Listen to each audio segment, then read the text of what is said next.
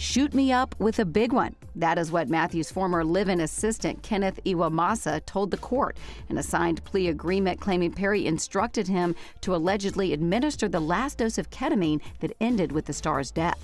In his statement, Kenneth says he gave Matthew his first ketamine shot of the day at his Pacific Palisades home at around 8:30 a.m. 4 hours later, while Perry watched a movie, Kenneth claims he gave his boss another injection. According to Kenneth, roughly 40 minutes later, Perry asked him for a third shot and to prepare his hot tub.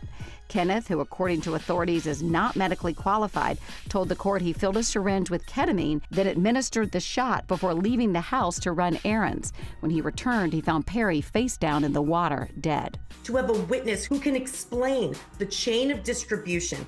How did ketamine get from point A to Matthew Perry? And Iwamasa was in a prime position to do just that. Trial attorney Misty Maris, who is not affiliated to the case, feels Kenneth's plea statement speaks volumes about a strategy to save his own skin. Pleading guilty and cooperating, he could testify against the others ultimately in court. He will only face a sentence of 15 to 25 years. But Maris says legally he's not out of the woods if California authorities may decide to go beyond the federal charges. The state could bring that could actually relate to manslaughter. Not only does Iwamasa give Matthew Perry 3 ketamine shots within this 6-hour span, he also prepares the hot tub.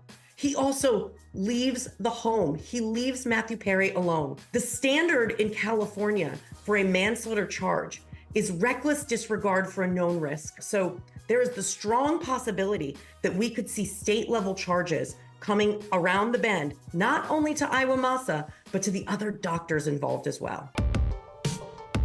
All the revelations come on the heels of the arrest of 2 defendants accused of conspiracy to distribute the drug, the so-called ketamine queen, Jasveen Sanya, and Dr. P, real name Dr. Salvador Plasencia, both pleading not guilty. Over 2 months, they distributed approximately 20 vials of ketamine to Mr. Perry in exchange for $55,000 in cash. The focus of the federal investigators and prosecutors is to break up these large-scale drug rings. So you go for individuals, score those plea deals with those who have knowledge of the operation.